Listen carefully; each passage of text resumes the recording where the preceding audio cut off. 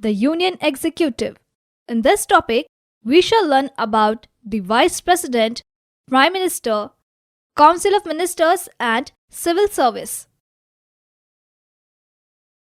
Vice President. The Vice President is the ex officio chairman of the Rajya Sabha. He or she presides over its day-to-day matters. In the absence of the President of India, the Vice President officiates as the President. On the advice of the Prime Minister, the Vice President acts as the President till the newly elected President assumes power. Both the houses of the Parliament elect the Vice President of India. The Vice President should fulfill all the qualifications of a member of Rajya Sabha. The Vice President normally has a term of 5 years. He or she can resign by sending the resignation letter to the President. The process of impeachment can also remove the Vice President, Prime Minister, and the Council of Ministers. The party or the combination of parties that wins the majority of seats in the Lok Sabha is invited by the President to form the government. The leader of this party is appointed as the Prime Minister.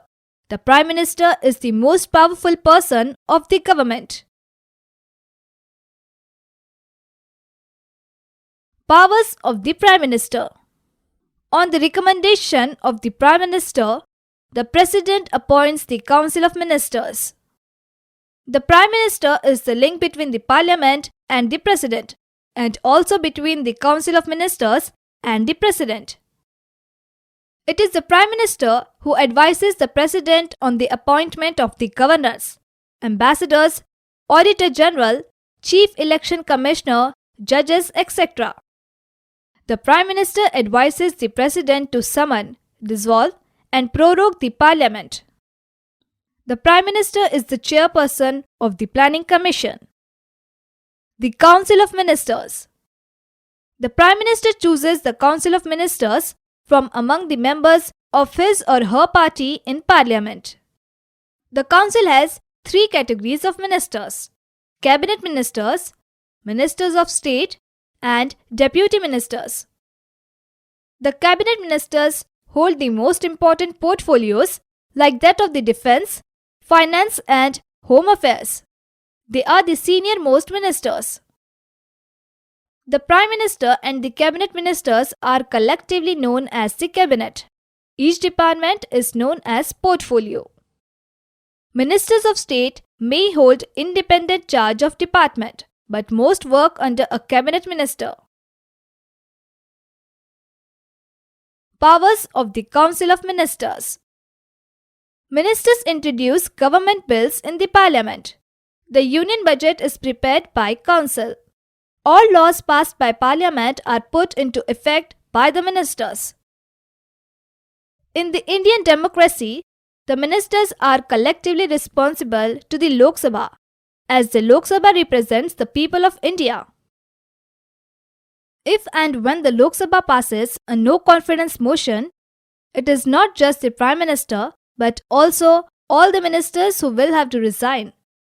This is known as the principle of collective responsibility. When a minister resigns, the Prime Minister has no need to resign. But if the Prime Minister quits, the entire Council of Ministers will have to resign. Civil Service.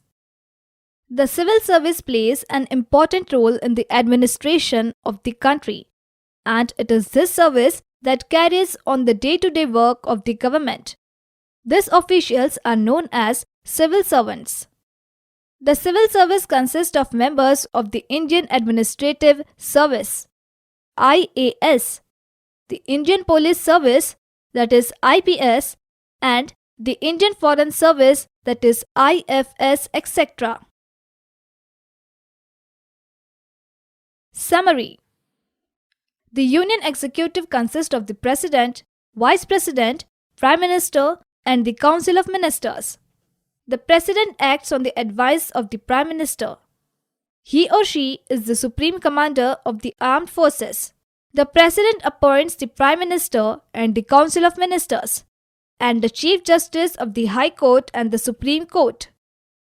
The Vice President acts as the President in the case of President resigns. The Prime Minister chooses his or her Council of Ministers from among party members in the Parliament. The Council of Ministers is collectively responsible for the government's action. That's all in this lesson. Till then, enjoy learning.